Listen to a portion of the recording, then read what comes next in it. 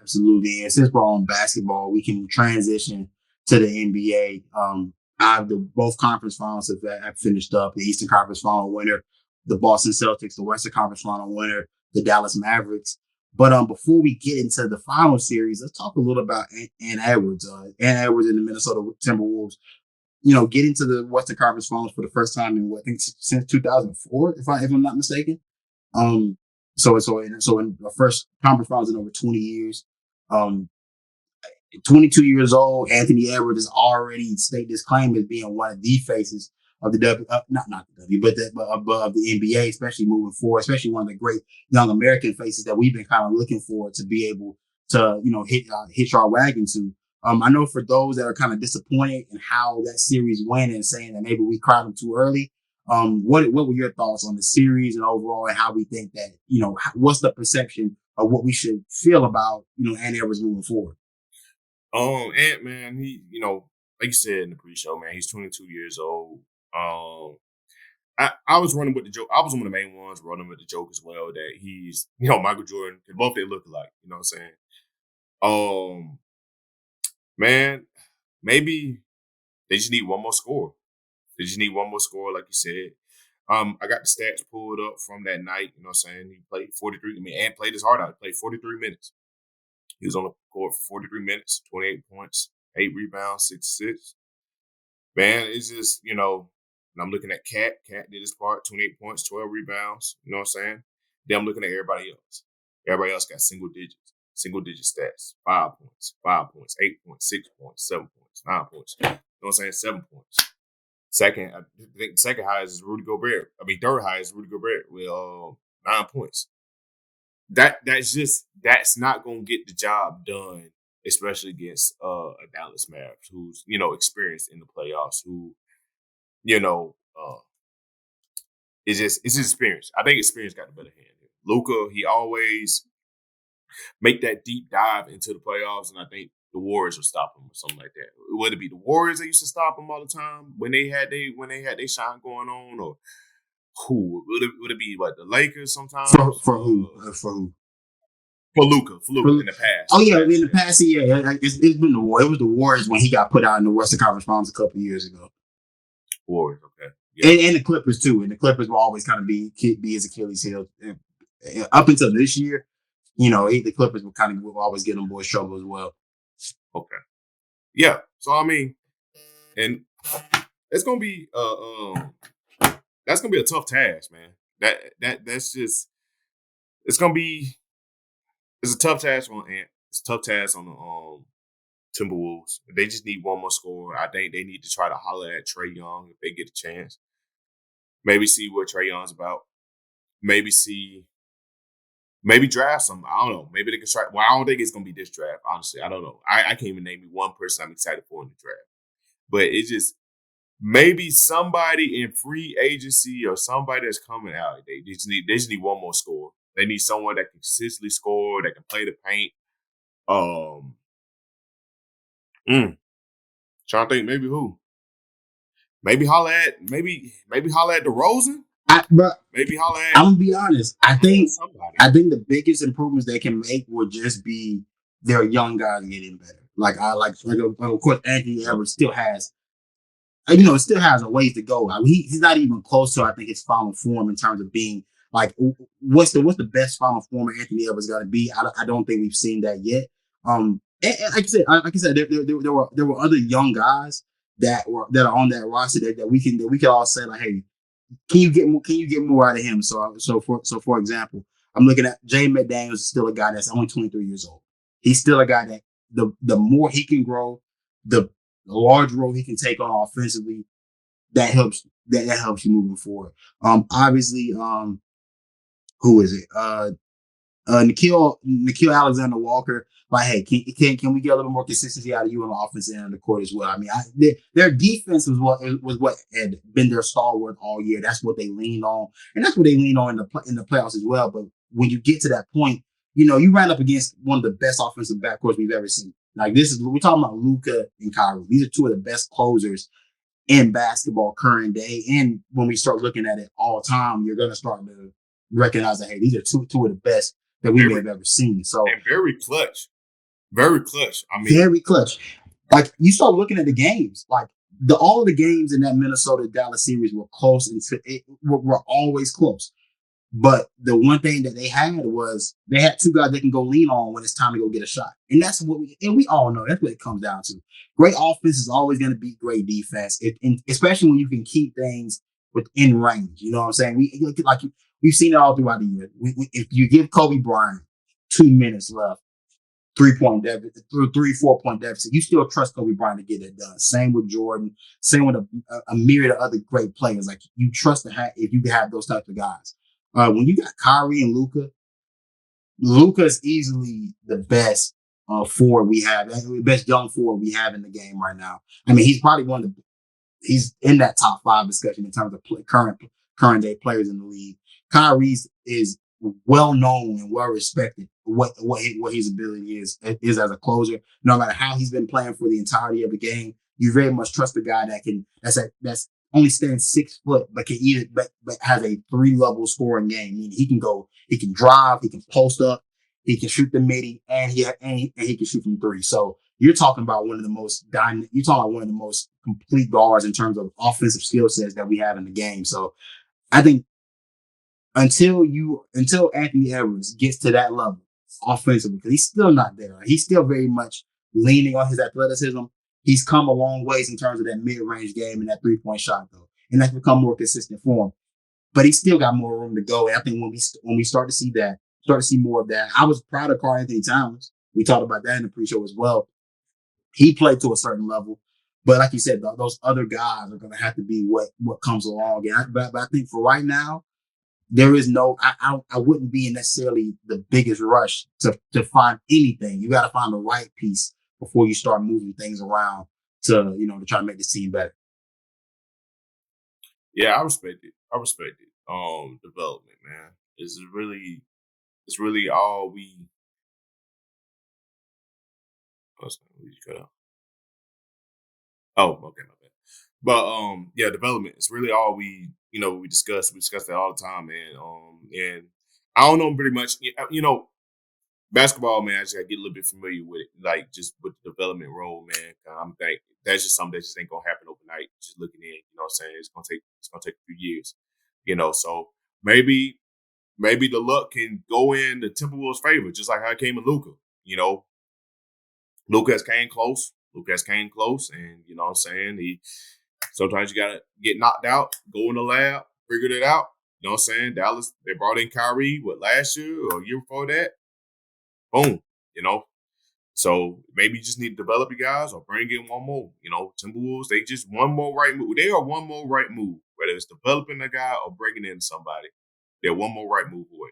That's what I feel like. Look, here's the thing, man. The NBA, it's a tough league because we're in a weird space where there is no dominant team. There is no apex player that we think is just above and beyond everybody else. We feel like that we got a few guys that can hold the mantle as the best, but we haven't seen anyone just necessarily stake their claim and run it from that point forward. It's tough because as quick as I'm saying that I think the Minnesota Timberwolves will be back, OKC's still in the background. You know what I'm saying? Um, Denver's gonna figure some things out. Denver's gonna work through their issues that they had against Minnesota.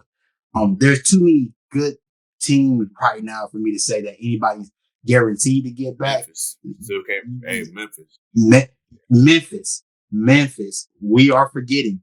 G.G. Jackson showed up, but and John Morant's coming back. It's a tough league to be able to just necessarily say who's the best. Like we don't know who's the best young guy. We don't know who's the best overall player. We're very much questioning a lot of things, and we're in a very weird space with the sport of basketball that we've never seen this before. We've seen it in football happen because football doesn't really go to this one team until we get like these great dynasties like a New England, like a Kansas City that all of a sudden pop up. But generally, we are looking at teams that are just generally in basketball. We know the top 3-4 teams that should be there, and we think we'll kind of just see how everybody else falls and who can rise up and stake their claim. But right now, there's no one definitive team that anyone can say is necessarily the best, except for this one team that's probably been the best all year, and that's the Boston Celtics.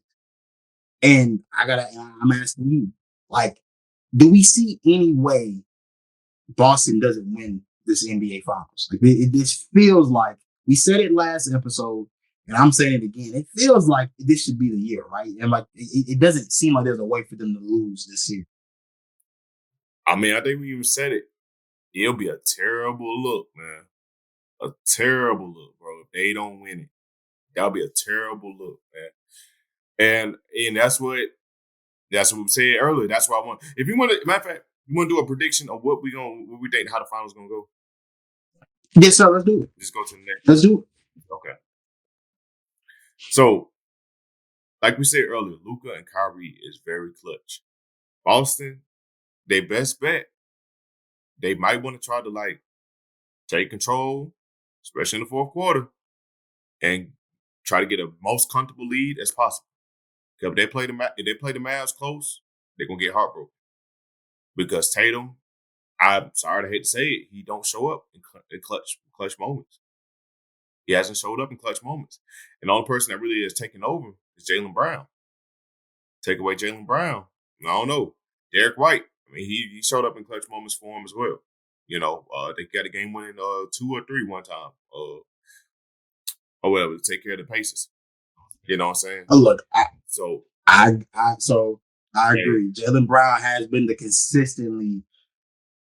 He's consistently been the guy that showed up in the clutch. Yeah, that's been him. And I mean, for as much criticism as he takes about his game not necessarily being the most complete, he has no problem showing up in those moments. Here's the thing for me. I think Boston has the best perimeter defense that I've seen in quite some time. When I start going through some of their guys, so you start talking about Jaylen Brown being one of the best two-way guys we got in the game. Jason Taylor, a solid defensive player.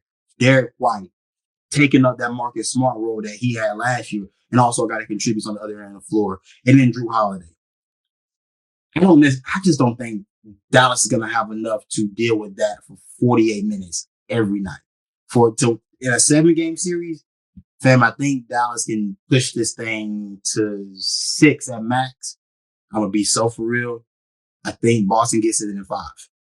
I think matchup wise, it's too tough of a matchup to play at for 48 minutes.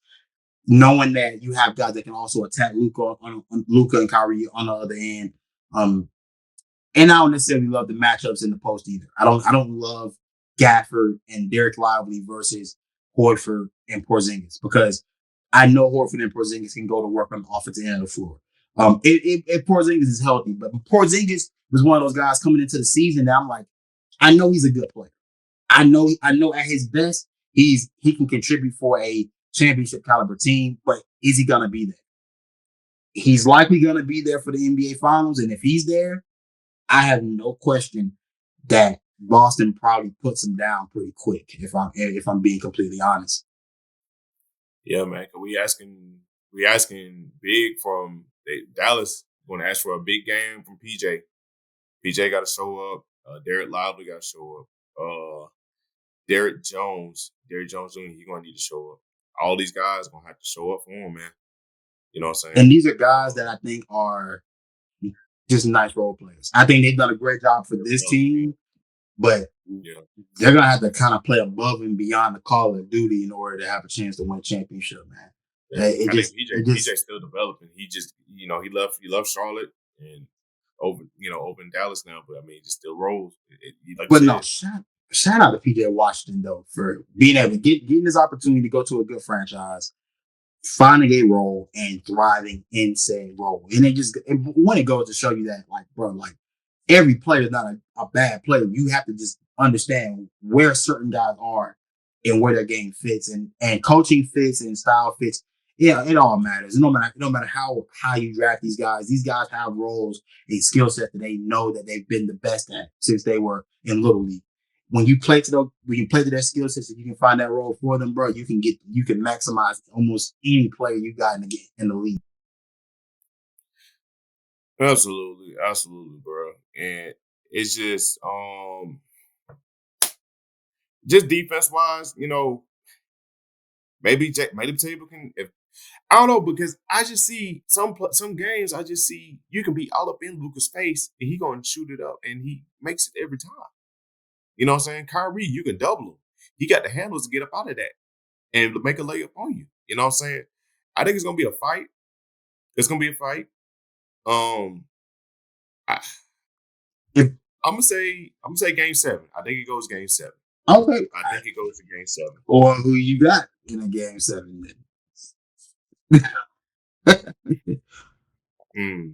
Kyrie Game being like I say I think Kyrie. I think it's gonna be a Kyrie legacy game. Game 7. it could be. Kyrie legacy I'm game. I'm hoping Kyrie for that. wants revenge. You know, Kyrie. I think he got his circle. I think he really. I think he has a strong dislike playing against his former team. I guess it got a little. They had a very ugly divorce there up there in Boston. You know what I'm saying? So I think Kyrie shows out this game.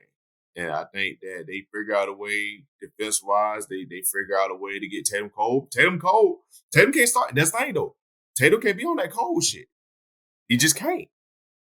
Tatum cannot play cold. Tatum got to show up. Hey, look. Hey, here's the You thing can though. text. I don't think he necessarily has to be the best for the majority of the game. He just has to be there when it's time. I think his team is good enough to carry the load for the majority. Tatum, we know historically isn't going to be that guy consistently for 48 minutes. But for a stretch, can he give you that? I think he can. We're about to run out of time. We got like 40 seconds left before this recording's over with. I got you, brother. So thank you for everybody that's been listening to this point. We appreciate y'all, sticking with us. We know we be rambling. I'm your host, Shotty Stewart. This is A. Smith. My boy, you got any last words before we get up out of here? Man, appreciate y'all, man. Hit the like, subscribe, follow us on Twitter, man.